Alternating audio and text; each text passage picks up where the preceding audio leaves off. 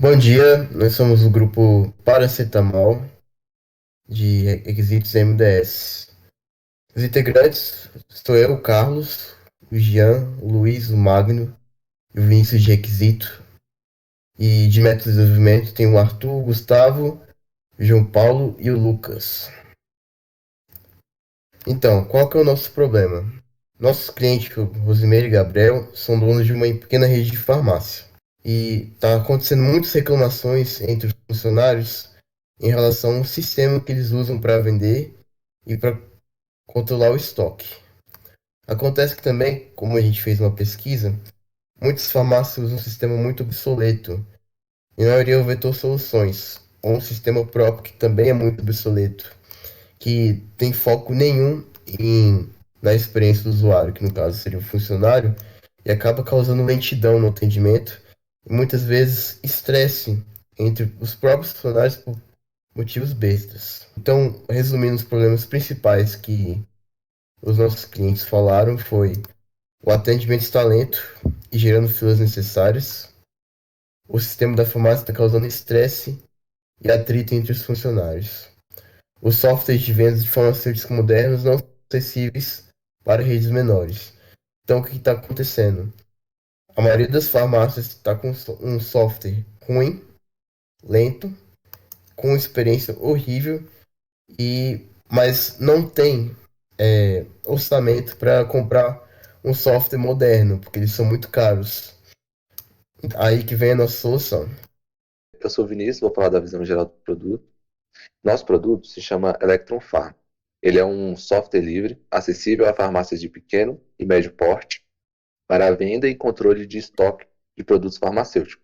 Esse produto tem como foco a experiência do usuário e, portanto, um dos seus pontos mais importantes é a inteligibilidade, a aprendibilidade e a operacionalidade para proporcionar a máxima eficiência e eficácia da venda do produto. É uma alternativa de entrada de alta qualidade e gratuita que traz um aumento, que traz um aumento na performance da venda dos produtos e é fácil de treinar novos operadores e tendo em vista com sistemas atuais que existem nessas farmácias de pequeno e médio porte. Sou Magno e tratando-se do processo de engenharia de requisitos, a gente está usando uma abordagem adaptada para as nossas necessidades, que vai ser uma abordagem ágil, que iremos utilizar Scrum e o Kanban. Tratando-se da licitação de requisitos, análise de documentos, documentação de requisitos, verificação e validação e gerenciamento de requisitos, nós vamos ter alguns tópicos. Como eu disse, nós estamos trabalhando com o processo ágil, né? Trabalhando junto com o Scrum e o Kanban. Pode passar? Pode passar, dando um exemplo.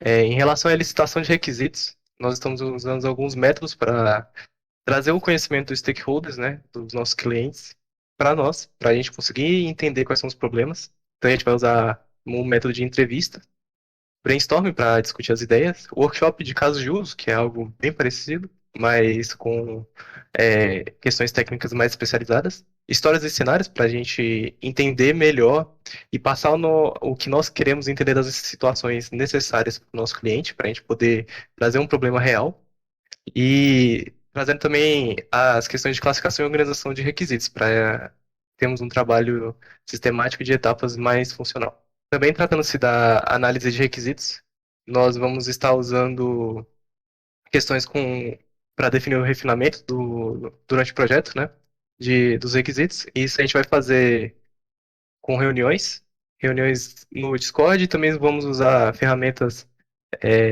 de Moraes, de brainstorm para melhorar nossas ideias, ter uma dinâmica de ideias melhor. E isso vai ser utilizado pelo Figma, vamos documentar as reuniões. Também vamos fazer as notações dos requisitos para entender se um requisito é viável de ser operado e entender como vai funcionar os requisitos específicos do usuário e o sistema em si. A verificação e validação dos requisitos. Nós vamos, após a licitação de requisitos, entender como o que o stakeholder, o cliente, necessita. Nós temos que verificar se as etapas que estamos fazendo no nosso projeto estão sendo bem feitas, se é uma maneira correta que estamos fazendo. Vamos validar o produto, se ele é um produto certo, a gente está trazendo a solução certa que que o nosso cliente precisa. Me chamo Jean e agora falando um pouco sobre a organização do projeto, a gente tem aqui um paralelo entre os papéis do projeto e os seus responsáveis. Então, na parte de desenvolvimento ficou o Gustavo, como dono do produto temos a Rose, como analista de qualidade temos o Lucas, no design temos o João Paulo, em DevOps temos o Gustavo, eu, o Carlos e como a gente está utilizando o método Scrum, como Scrum Master o Vinícius.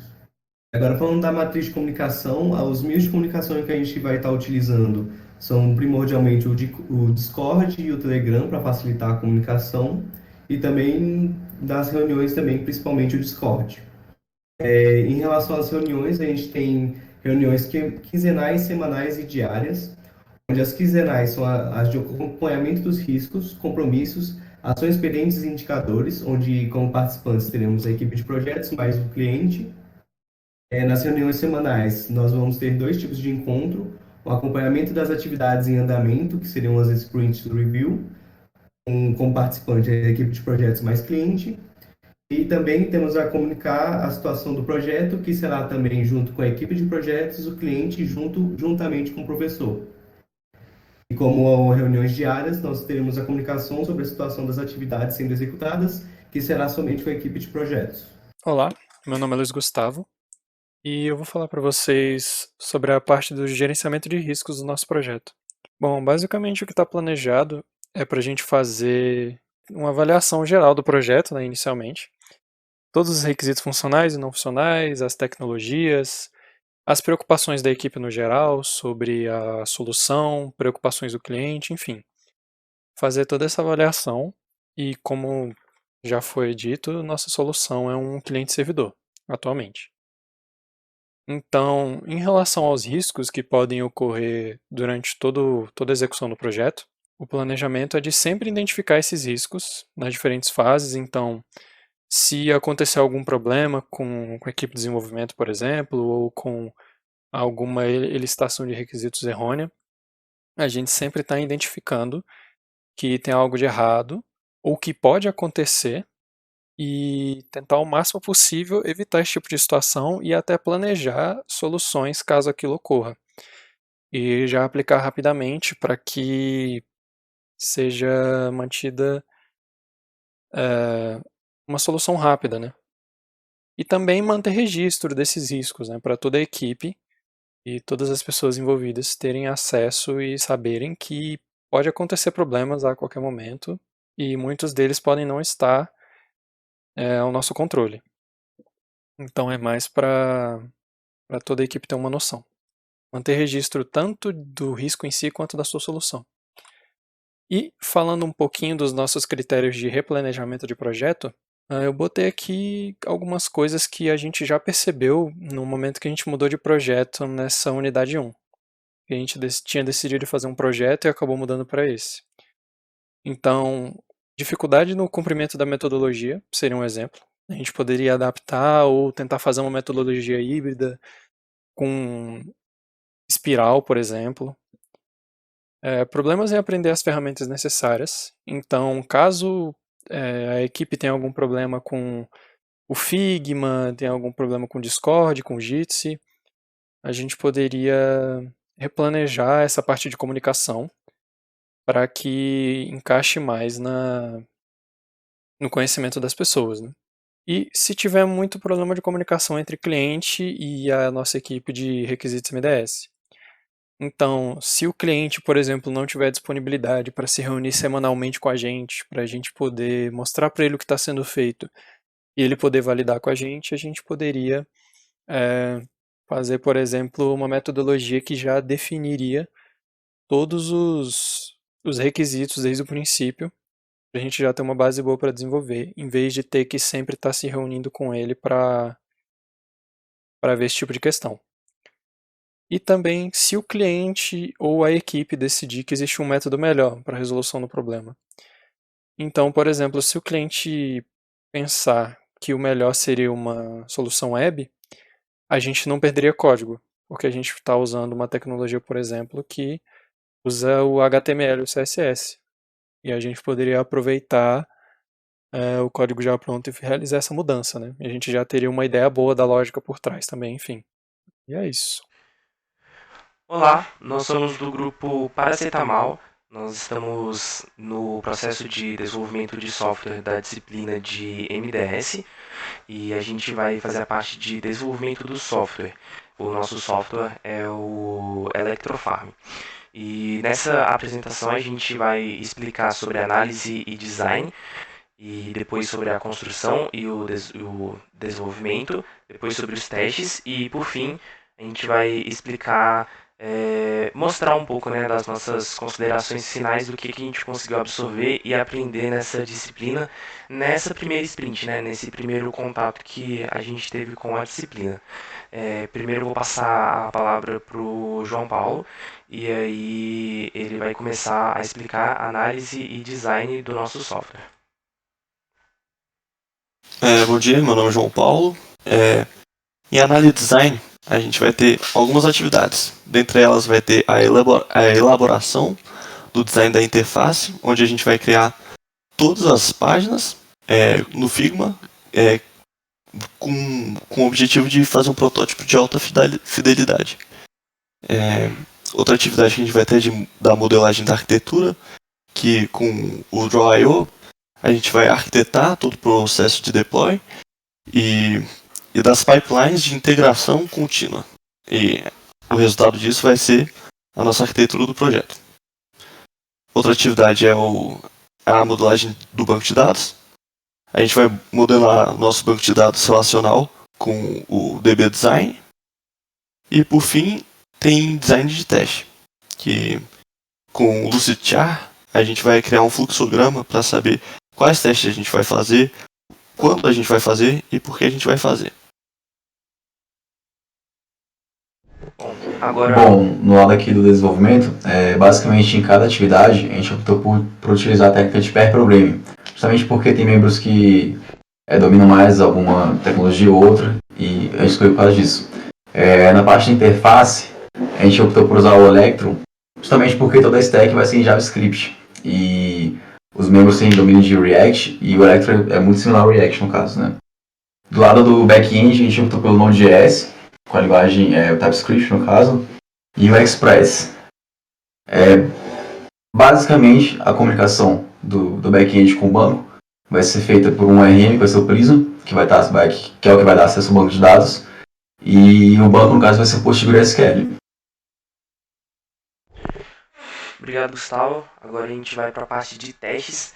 Primeiramente, na nossa primeira atividade vai ser a criação do cenário de teste. A gente vai reunir o time e numa reunião remota e também vamos anotar, né, fazer um documento com todos esses cenários descritos em BDD, com todas as funcionalidades para que a gente consiga criar todos esses testes e que vão ser úteis para praticamente todos os outros processos de teste que vão vir depois. Depois a gente vai ter a nossa implementação dos testes regressivos, que vão ser testes basicamente fumaça, então eles vão pegar ali nas principais funcionalidades do sistema e vão ser feitos de forma periódica. Então, basicamente, em toda sprint, a gente vai fazer esses testes regressivos para garantir que o software esteja funcionando corretamente. Então, da mesma forma, a gente também vai elaborar esses testes regressivos, quais cenários vão entrar nesses testes regressivos. A gente vai fazer uma reunião remota e a gente também vai ter toda essa documentação em uma tabela com esses casos de aceitação que vão ser utilizados nos testes regressivos. Depois a gente vai implementar os testes end-to-end, que vão ser diretamente na camada front-end do nosso software. A gente vai utilizar o método de pair programming, porque já utiliza um pouco de uma capacidade tecnológica de programação mesmo, então a gente vai utilizar o Cypress. O Cypress ele é um framework do JavaScript, e como todos os membros do grupo têm um conhecimento bom com JavaScript e também TypeScript, foi a ferramenta que a gente decidiu utilizar. A gente também vai utilizar o GitHub Actions para as pipelines de integração contínua, ou seja, todos esses testes automatizados no front-end, esses testes eles vão correr o front-end para garantir que nada está quebrado. Então esses testes eles vão rodar especificamente depois de cada push, né, cada entrega que a gente fizer do nosso projeto. Então a nossa entrega vai ser uma suíte de testes automatizados no Cypress. Por último, mas talvez colocado em uma posição que não vai ser necessariamente nessa mesma ordem, mas a implementação dos testes unitários é muito importante, porque são testes que vão ser feitos antes de cada funcionalidade, né, de cada código. Então, a gente também vai utilizar o método de pair programming para a gente conseguir aprender junto e desenvolver bem também. Então, a gente vai utilizar o Jest e a entrega também vai ser uma suíte de testes unitários que vão rodar depois da gente fazer cada componente do nosso sistema. Bom, vou falar um pouquinho também sobre metodologias rapidamente. O pessoal de requisitos tocou nesse assunto, mas eu vou me aprofundar um pouco mais sobre como que vai funcionar as nossas sprints. Nossas sprints vão ter duração de uma semana.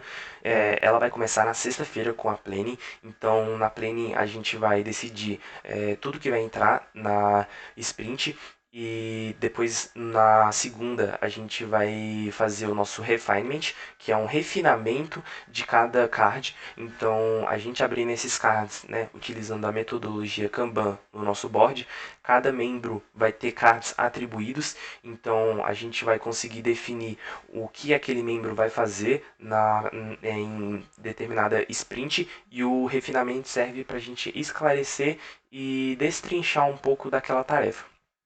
A gente também vai fazer dailies assíncronas. Não vai ser totalmente síncrono por causa da incompatibilidade de horário. Então a gente optou por uma forma um pouco mais flexível de fazer as dailies. Então a gente vai declarar, né, essas dailies de forma assíncrona. Depois, é importante citar que as deles elas vão acontecer todos os dias. Bom, depois a gente vai ter a nossa retrospectiva, que vai acontecer na quinta. Então a gente vai olhar para trás e ver tudo que aconteceu e vamos também ter aquela famosa pesquisa de o que deu certo, o que deu errado e em quais pontos a gente vai melhorar. Na próxima semana, na próxima sprint, a gente vai pegar esses pontos que a gente tem que melhorar e a gente vai ver se a gente conseguiu melhorar naquela sprint e sempre trabalhar dessa forma. Na sexta-feira a gente vai ter a nossa review. A nossa review a gente vai olhar para trás para todos os cards, para tudo que a gente conseguiu entregar, e a gente também vai ter esse contato totalmente próximo com o cliente. Então o cliente ele vai participar do review e vai testar e vai ter todo esse acesso ao nosso software. E bom, a gente também vai utilizar a metodologia Kanban, como eu citei. A gente vai ter um board com vários cards que vão estar numa espécie de to-do. Então vão ter cards ali do backlog que ainda não foram mexidos, cards que estão sendo desenvolvidos, cards que já estão prontos para teste e cards que já estão prontos para enviar para produção. Bom, era isso que eu tinha para falar sobre metodologia e agora o Arthur vai completar para a gente com as lições que a gente aprendeu durante esse primeiro contato com a disciplina de MDS. Olá, aqui quem está falando é o Arthur, sou aluno de MDS e nas lições aprendidas até essa etapa do processo a gente dividiu em duas partes, uma onde a gente traz 5 pontos que a gente exclusivamente com o time de MDS e outros 5 pontos que são em comum tanto para MDS quanto para requisitos, contando o time inteiro que a gente tem. O primeiro ponto de lição que a gente está levando é sobre a arquitetura. No caso, seria definir um escopo e uma arquitetura de desenvolvimento de forma concisa. Então, isso foi a primeira questão que a gente aprendeu, essa foi a primeira questão que a gente, como time, pode levar como experiência. Está muito ligado a esse segundo ponto, que seria melhor o conhecimento para as duas equipes. Então, tanto na questão da definição do scope e arquitetura, quanto no projeto como um todo, a gente tem que sempre ter essa ótica do conhecimento técnico da equipe.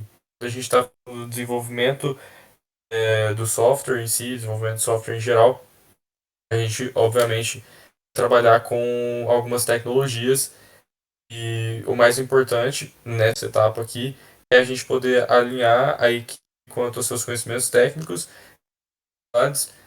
de desenvolvimento também, de aprendizado, para a gente poder guiar a equipe em um processo, um projeto que seja possível e cabível para toda a equipe engajar. Terceiro ponto seria definir a metodologia / processo que se encaixa melhor ao projeto. Então, isso está muito intrínseco também com os outros dois pontos. Esses pontos, na verdade, são todos um ligados com o outro. A gente, ao longo do processo, vai entendendo e aprofundando com isso. E tanto a metodologia quanto o processo, além de estar ligado ao time também, então como o time trabalha, ligado muito, muito, muito forte ao processo, ao projeto em si que a gente quer fazer, para a gente saber como exatamente essa metodologia ou processo pode se encaixar e quais deles melhor se encaixam às nossas necessidades. O quarto ponto seria como especificar cada atividade do processo de engenharia de software. E aqui seria uma parte também muito importante no processo. Então, essa especificação das atividades ao longo do processo é basicamente gestão de pessoas. Então, é uma questão muito importante também em qualquer time, que a gente, além de estar aprendendo a fazer um desenvolvimento de software, a gente também está aprendendo e tendo uma experiência em trabalho em equipe, que no qualquer projeto hoje, em qualquer área, na verdade, é extremamente importante a gente ter isso. Quinto ponto, ele vai repetir tanto agora quanto no próximo, mas que é um ponto que a gente martelou bastante e a gente teve um pouco de dificuldade no início, que é conhecer as funções e os limites de cada de atuação dentro e com o time.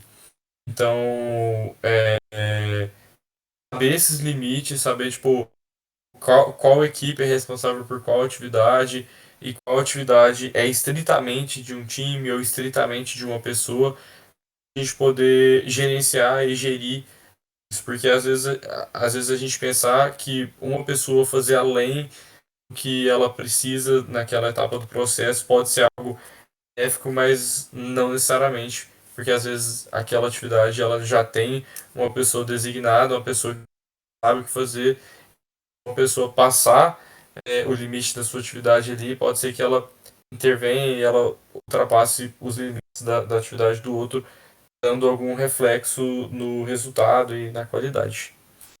Também tem as lições aprendidas que, como eu disse inicialmente, que seriam em conjuntos tanto para MDS quanto para requisitos. Também são 5 pontos. O primeiro seria o gerenciamento de expectativas de toda a equipe e conversas mais calmas e esclarecedoras.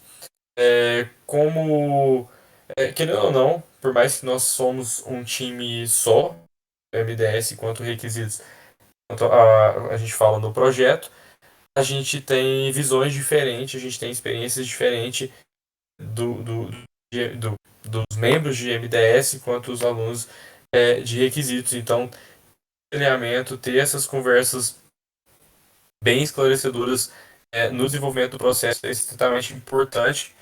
A gente ter um alinhamento. Então, como mencionado num aprendizado anterior, que seria essa questão de saber os limites também estão ligados a saber dos processos e saber das etapas. E a gente ter esse esclarecimento, a gente ter essas conversas onde a equipe toda saia alinhada, ou não só conversas, mas relatórios, catalogar tudo, um rumo, ter um projeto organizado é muito importante. Isso é um aprendizado que a gente levanta para a matéria. Segundo ponto seria escolher o projeto menos preocupante em relação à disciplina e o desenvolvimento da equipe. comunicação realizada mais frequentemente. Então, a escolha do projeto também é um aprendizado que a gente está levando, por mais que a gente tenha a liberdade de poder ter qualquer projeto nessa área assim, a gente sabe fazer uma escolha boa. É importante não só para a gente aprender tipo o projeto que a gente quer fazer, mas a gente também aprende um pouco de uma viabilidade, não só uma viabilidade técnica, mas uma viabilidade operacional. Então, a gente saber avaliar quais processos ou quais projetos a gente está hábil a fazer, a desenvolver, levando em consideração tanto a equipe, o tempo, quanto várias questões que entram na viabilidade de um projeto. Então, a gente também tem essa experiência e a mais na matéria. A definição de cada função do time também foi um pouquinho que eu falei na parte só de MDS, mas aqui está ligado ao time como um todo. Seria basicamente coisa que mencionado anteriormente. Ponto 4 seria a melhor definição do limite de fronteira entre as duas equipes. Foi o ponto que eu também, que está tanto em MDS quanto em MDS requisitos, que é uma coisa muito importante para a gente poder manter a harmonia e poder ter um gerenciamento do processo inteiro, do processo como um todo, da melhor forma possível. 5 seria olhar um projeto de diferentes formas, analisar todas as visões de um projeto com toda a equipe. Aqui também está muito ligado à qualidade, ao desenvolvimento, à viabilidade de todo o projeto. Então, a gente poder olhar todas as formas, todos os caminhos que o projeto pode olhar, tanto para a gente poder ter uma visão crítica do resultado, tanto para a gente poder ter uma visão de qualidade do que é necessário, o que não, para a gente poder ter a melhor entrega. Isso é um pouquinho do que a gente teve, que a gente carregou como lição até aqui. A gente finaliza a apresentação dessa forma. Obrigado. Obrigado pela atenção, pessoal. A gente finaliza dessa forma. E é isso. Muito obrigado.